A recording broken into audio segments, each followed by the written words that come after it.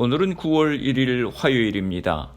이제 다 함께 사도신경으로 신앙 고백하심으로 새벽 예배를 시작하겠습니다. 전능하사 천지를 만드신 하나님 아버지를 내가 믿사오며 그 외아들 우리 주 예수 그리스도를 믿사오니 이는 성령으로 잉태하사 동정녀 마리아에게 나시고 본디오 빌라도에게 고난을 받으사 십자가에 못 박혀 죽으시고 장사한 지 사흘 만에 죽은 자 가운데서 다시 살아나시며 하늘에 오르사 전능하신 하나님 우편에 앉아 계시다가 저리로서 산자와 죽은 자를 심판하러 오시리라. 성령을 믿사오며 거룩한 공회와 성도가 서로 교통하는 것과 죄를 사하여 주시는 것과 몸이 다시 사는 것과 영원히 사는 것을 믿사옵나이다. 아멘.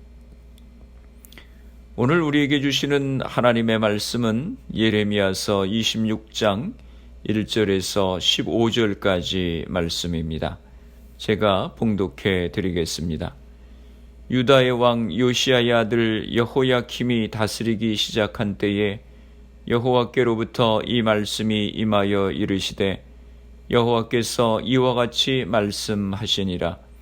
너는 여호와의 성전 뜰에 서서 유다 모든 성읍에서 여호와의 성전에 와서 예배하는 자에게 내가 네게 명령하여 이르게 한 모든 말을 전하되 한마디도 감하지 말라.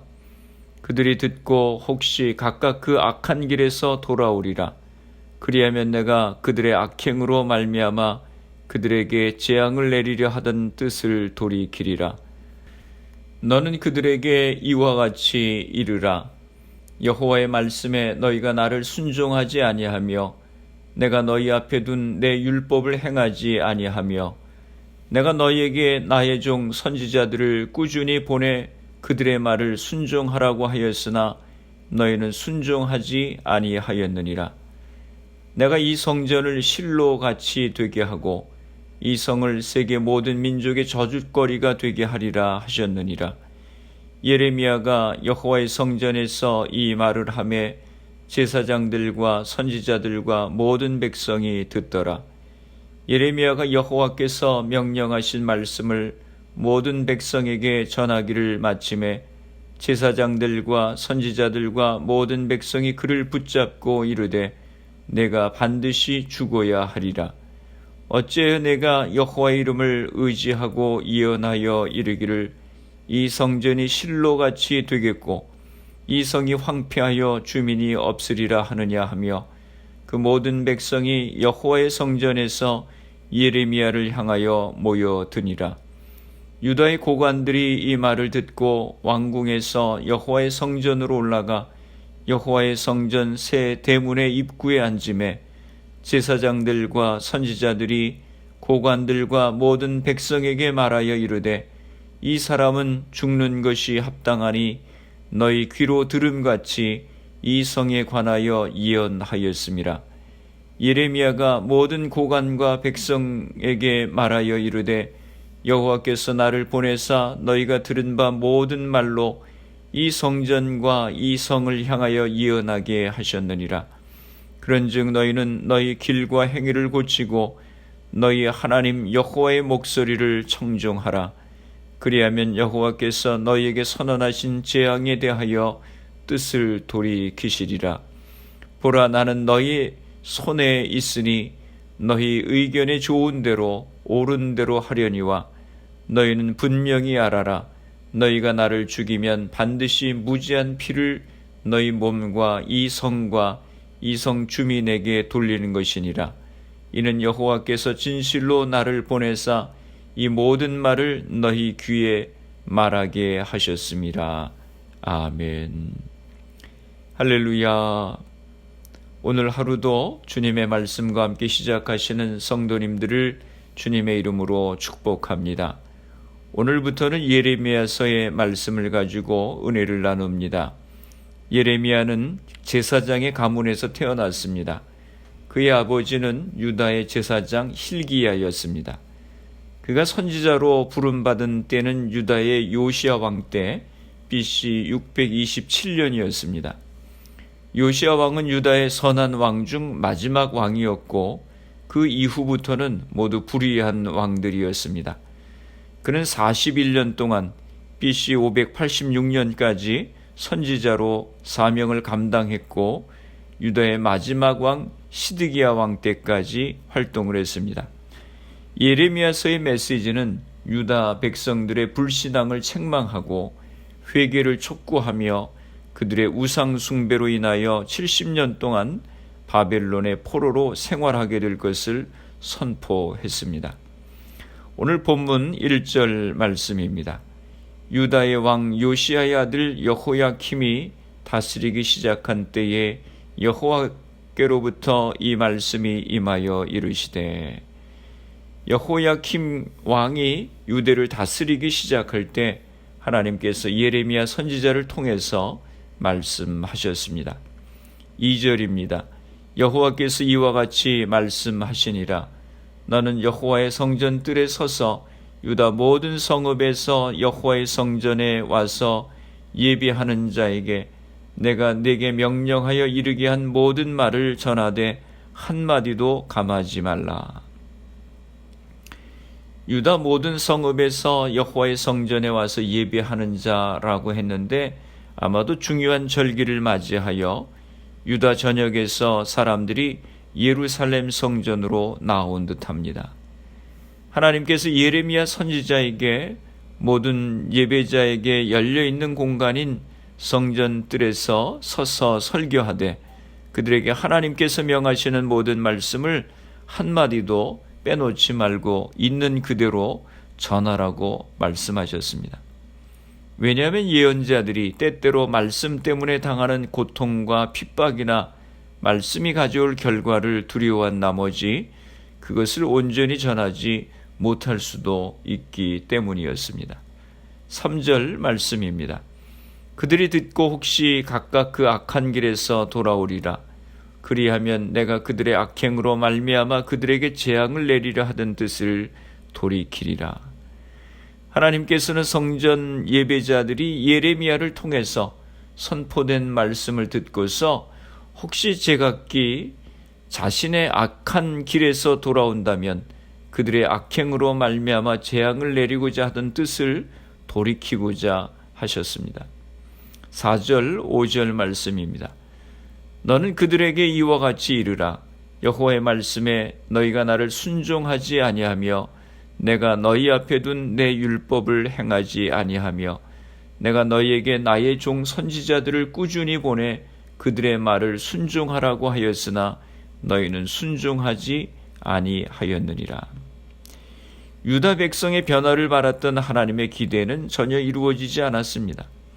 유다 백성들은 하나님의 말씀에 귀를 기울이지도 않았고 예언자들을 통해 선포된 말씀에도 전혀 순종하지 않았습니다.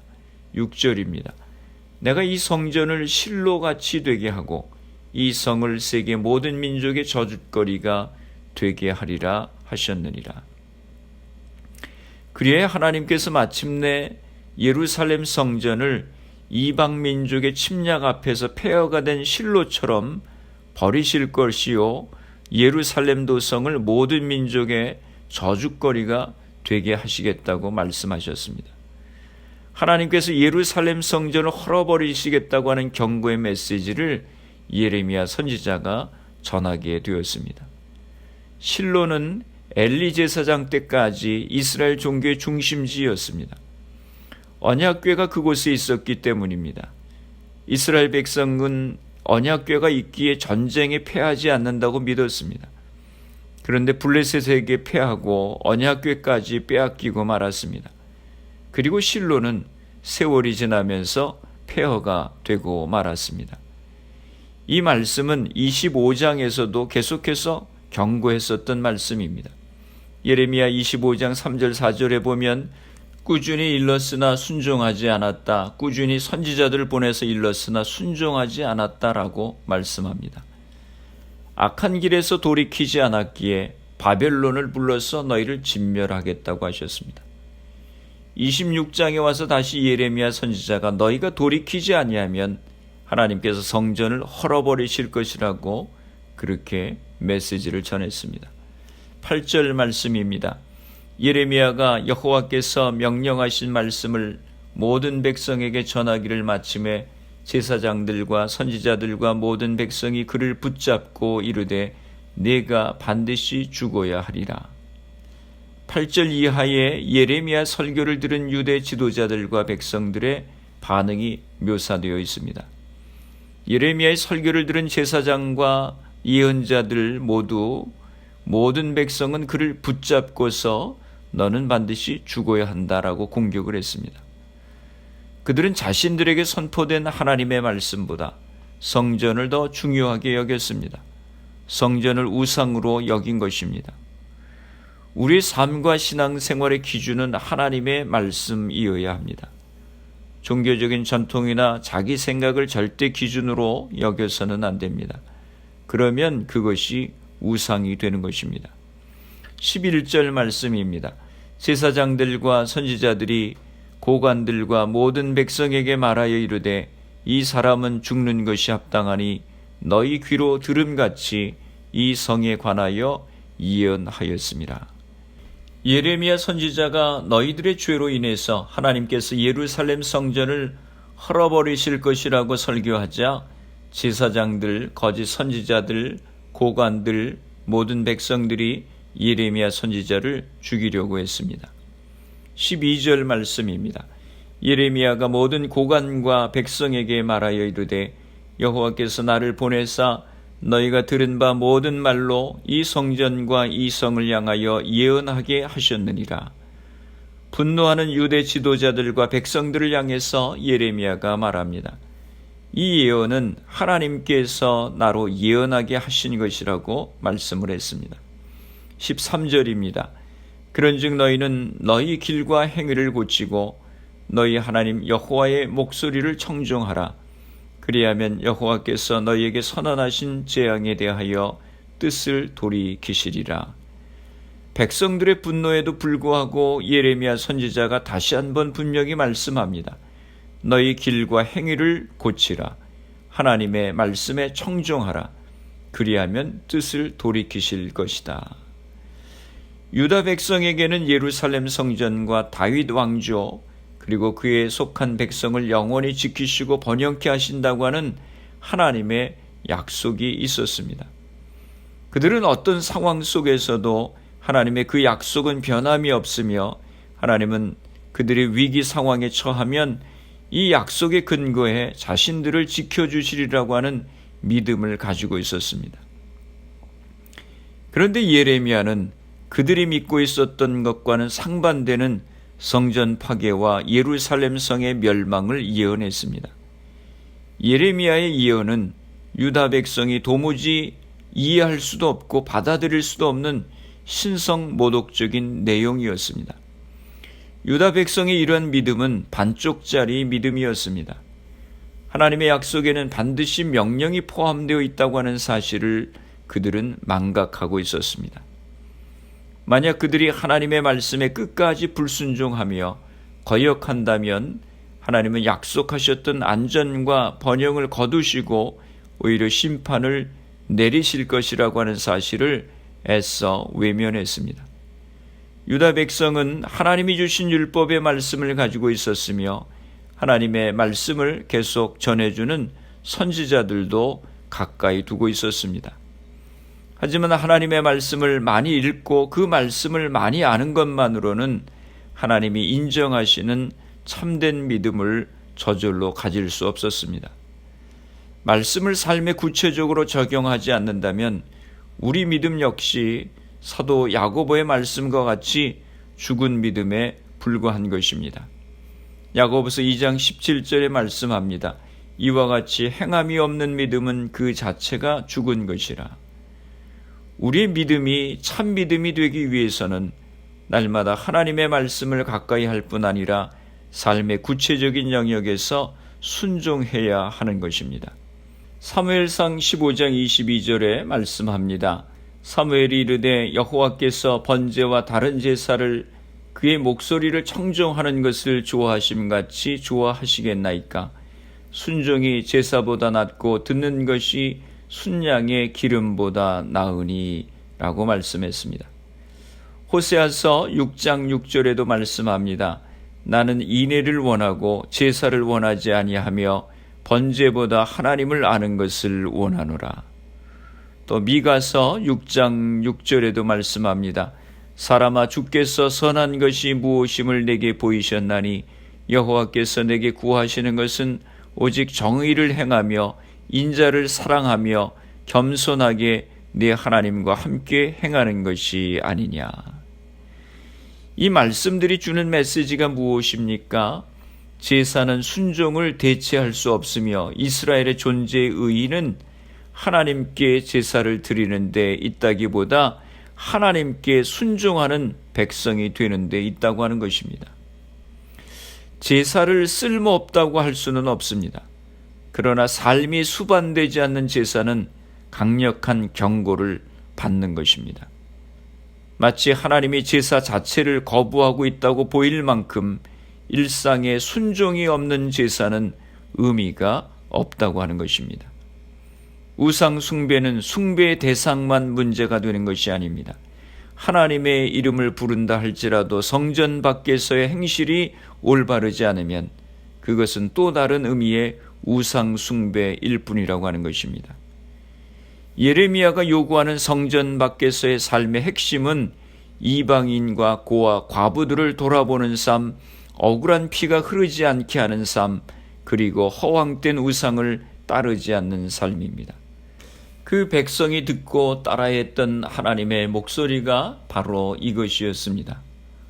오늘날 우리들의 가장 큰 문제가 무엇입니까? 그것은 하나님의 말씀도 알고 예배도 보는데 삶이 변하지 않는다고 하는 것입니다. 순종하지 않는다고 하는 것입니다. 입으로만 하나님의 말씀을 안다고 하고 입으로만 순종한다고 하지 삶으로는 하나도 변한 게 없는 것입니다. 목회하면서 가장 힘든 부분이 이 부분입니다. 차라리 아주 초신자라면 몰라서라고 생각하겠는데 신앙생활도 오랫동안 했고 성경도 안다고 하는데 삶이 변화되지 못하고 이중적인 모습을 보게 되면 마음이 참 안타깝습니다. 안타까운 정도가 아니라 마음이 너무 힘든 것입니다. 사랑하는 성도 여러분, 하나님은 살아계신 하나님이십니다. 하나님 앞에 두렵고 떨리는 마음으로 바로 서시길 바랍니다. 하나님의 말씀을 듣고 돌이키며 순종하며 살아가는 우리의 삶이 되어야 하겠습니다. 기도하시겠습니다. 거룩하신 아버지 하나님, 은혜와 사랑을 감사합니다. 벌써 저희들이 구호를 맞이하게 되었습니다. 세월이 살과 같이 빠르게 지나가는데 시간을 선영하게 하시고 올해도 우리의 삶 가운데 아름다운 열매를 맺게 하여 주옵소서. 예레미야 선지자를 통해서 이스라엘 백성들의 이중적인 모습과 말씀에 순종하지 않는 모습을 보시고 성전을 헐어버리시겠다고 경고하신 말씀을 들었습니다. 제사보다 순종을 원하신다고 하셨습니다. 저희들의 삶 가운데 하나님의 말씀에 실천하며 순종할 수 있도록 은혜를 허락하여 주옵소서. 교회와 성도들을 위해서 기도합니다. 흩어져 있는 주의 백성들, 가정들을 지켜주시고 질병으로 인하여 어려움 가운데 있는 이들을 치료하여 주옵소서. 성령의 충만함을 허락하여 주시어서 복음의 증인으로서의 사명을 감당하며 살아가게 하여 주옵소서. 코로나 바이러스의 문제가 하루속히 해결되어서 모두가 정상적인 생활을 할 수 있도록 은혜를 허락하여 주옵소서. 오늘 하루도 주님과 동행하는 복된 하루가 되게 하여 주옵소서. 예수님의 이름으로 기도드리옵나이다. 아멘. 주기도문 하심으로 새벽 기도회를 마치겠습니다. 하늘에 계신 우리 아버지여, 이름이 거룩히 여김을 받으시오며 나라가 임하시오며 뜻이 하늘에서 이루어진 것 같이 땅에서도 이루어지이다. 오늘 우리에게 일용할 양식을 주시옵고 우리가 우리에게 죄 지은 자를 사하여 준 것 같이 우리 죄를 사하여 주시옵고 우리를 시험에 들게 하지 마시옵고 다만 악에서 구하시옵소서. 나라와 권세와 영광이 아버지께 영원히 있사옵나이다. 아멘. 새벽 예배를 마쳤습니다. 오늘 하루도 주님 안에서 승리하시기 바랍니다. 새벽 예배 후 개인적으로 10분 이상씩 기도하시기 바랍니다. 말씀에 순종하는 믿음의 삶을 살아갈 수 있도록 기도하시고 말씀과 성령의 충만함을 위해서 기도하시고 가정에서 부모님이 믿음의 제사장의 역할을 감당하고 가정 예배가 세워질 수 있도록 기도하시기 바랍니다. 교회를 위해서 기도해 주시기 바랍니다. 질병으로 고생하시는 성도님들의 회복을 위해서 기도해 주시고 미국과 대한민국 조국을 위해서 기도해 주시길 바랍니다. 그리고 코로나 바이러스를 위해서 애쓰는 의료진들, 봉사자들, 위정자들을 위해서 기도해 주시고 코로나 백신 개발을 위해서 기도해 주시기 바랍니다. 코로나 바이러스로 희생된 가정들, 환자들 위해서 기도해 주시기 바랍니다.